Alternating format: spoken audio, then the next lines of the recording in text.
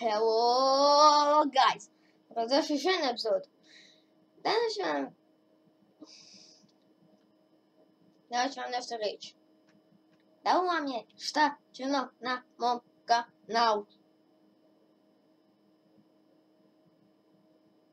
Ok. Da li vam je šta čudno na mom kanalu?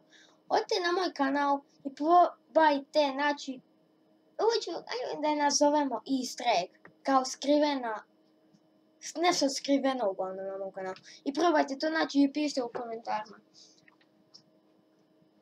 Tako da, to bi to. Jedan kratak video sam to htio reći.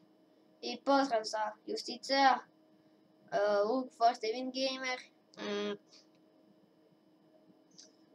još znam još jednog čak. Ivod Gamer i Viz Gamer Pro, tako da je to. Vidimo se sljedeći epizod, do tada ima i subscribe, share i nas prvi epizod, do tada veliki pozdrav!